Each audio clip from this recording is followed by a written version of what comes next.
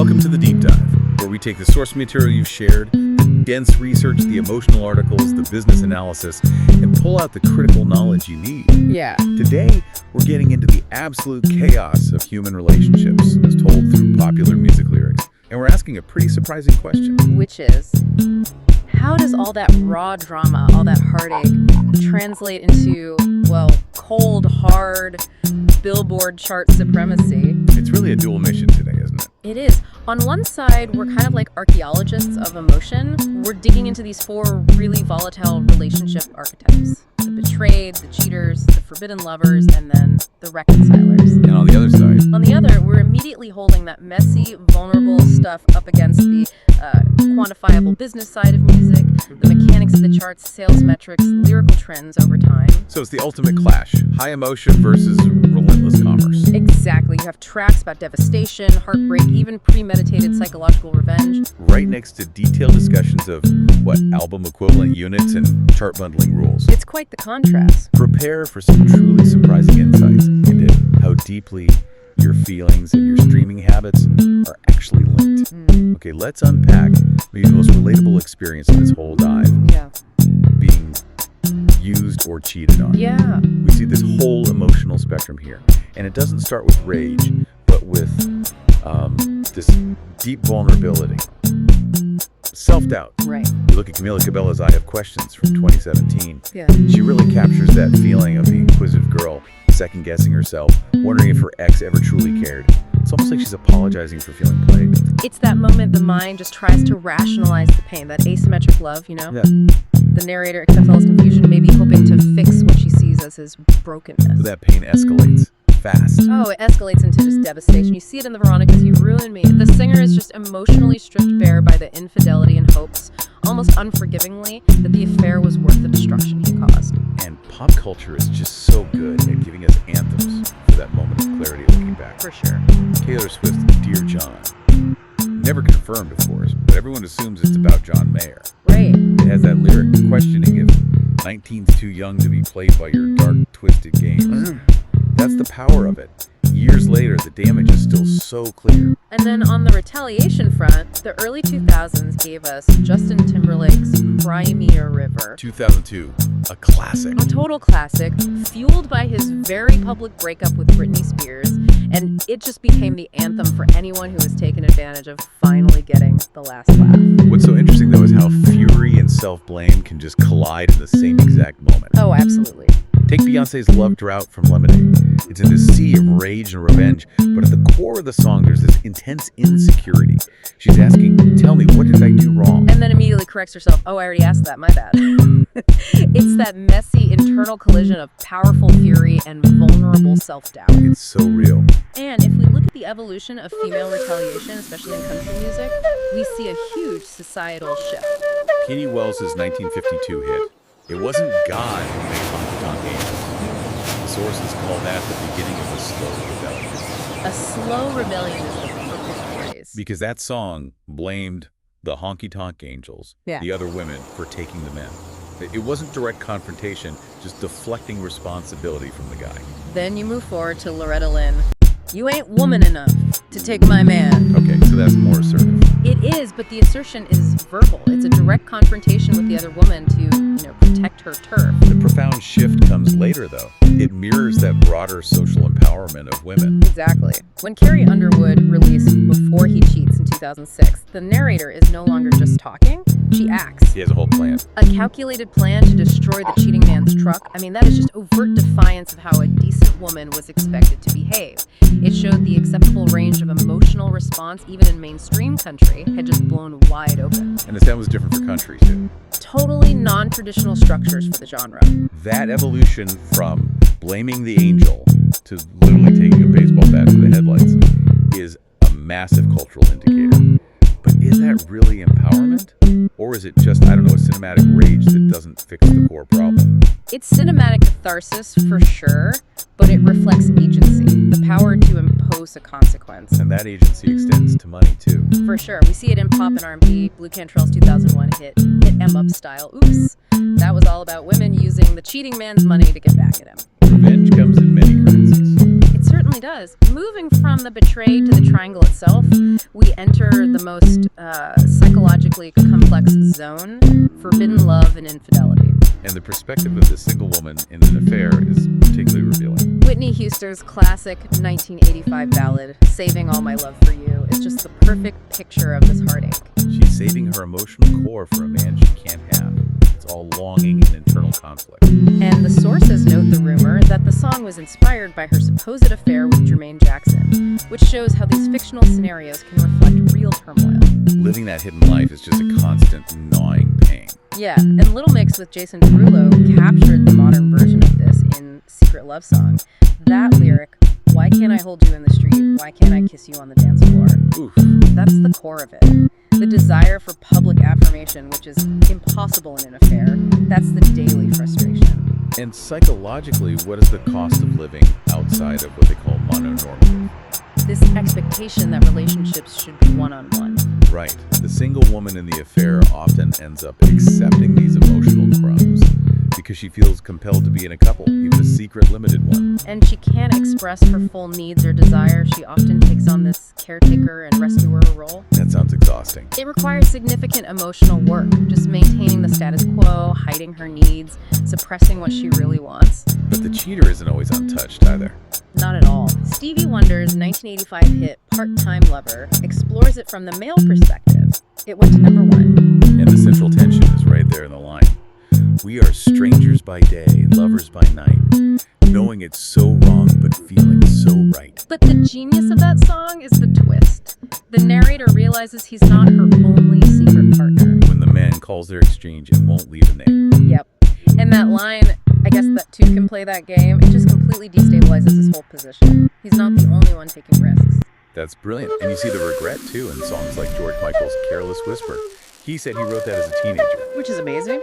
Inspired by his own guilt over handling real relationships poorly. That kind of profound song about regret comes from youthful guilt. It just proves the emotional damage starts early. And this deep dive into toxic affairs suggests that sometimes being involved can be, well, masochistic. Driven by the illusion of a happy ending. Or just the desire to feel something else besides grief or numbness. It's a way to feel alive, even if that feeling is grief. And this emotional work isn't just internal, right? The sources say it shows up physically. Oh yeah.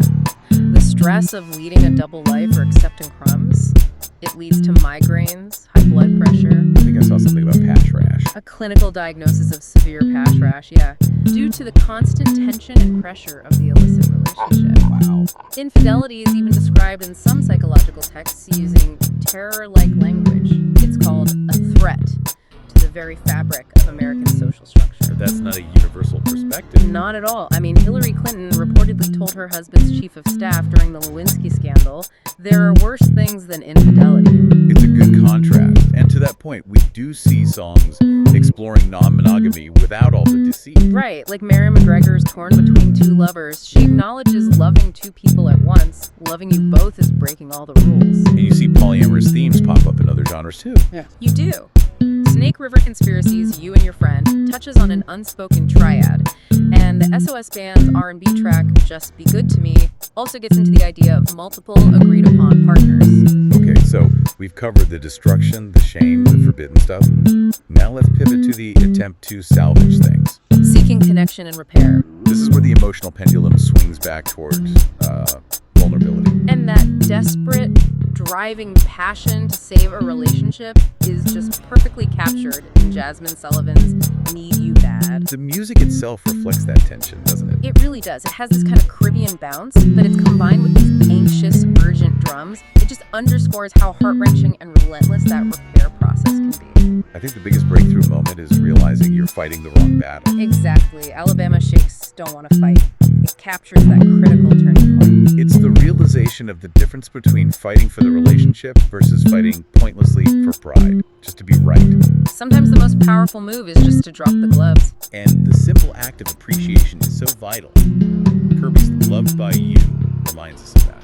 A beautiful, soulful ballad about the importance of speaking up and appreciating the love we have before it slips away. And then finally, you get to those ultimate expressions of unconditional commitment, the ones that define our cultural idea of romance. Enrique Iglesias' Hero, swearing to fight against anything to save his lover. And John Legend reinforced that with All of Me in 2013, appreciating a lover's curves and all their edges, all their perfect imperfections. And these songs aren't just feelings, they are massive commercial successes. The data confirms the market power here. 9.6% of all Billboard Hot 100 number ones have the word love or a variation in the title. So these moments of repair might be universal, but 9.6%, that isn't just poetic. That's quantifiable proof that deeply expressed emotion is big business. But how does that raw feeling translate into a cold inverse point system? This is where we have to switch our brains from poetry to percentages. The charts are the ultimate arbiters of popular taste. Or at least popular consumption. Yeah, so tell us about the mechanics of the Billboard Hot 100. Okay, so the Hot 100 has been the U.S. music industry standard since 1958. Its rankings are determined by combining three key things: sales, both physical and digital, radio airplay, and online streaming, all within the U.S. And it's the all-time ranking, inverse point system. That sounds dense. What does that mean for the listener? In simple terms, it means that weeks at number one are weighted the most heavily. The points decrease the further down the chart you go, so longevity and supremacy matter more than a quick peak. The longer you stay at the very top, the better your all-time standing. And they weight different eras differently. They do, to account for huge historical shifts in how quickly songs turn over on the chart. And now we have album equivalent units. Exactly. That metric is used to combine physical sales like vinyl with digital streams and single-track sales into one big number. But this system has led to a lot of debate, especially around bundling. The bundling controversy. This is where the business gets messy. It does. We saw artists like Travis Scott and Taylor Swift strategically use bundles. They sell albums alongside low-cost things like keychains or hats. So because the physical item comes with the album, it dramatically boosts the sales metric. Precisely. So if I buy a $5 keychain, that effectively counts as a sale and pushes the artist to number one.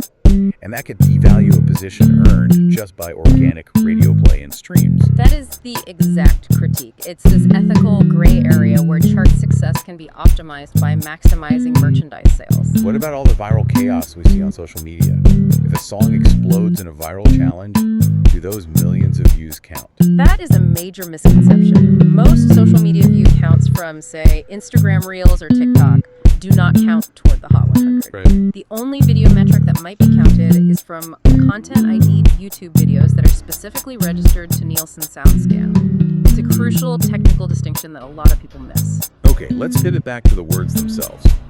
Let's look at the long-term data on linguistic shifts in popular music over 5 decades.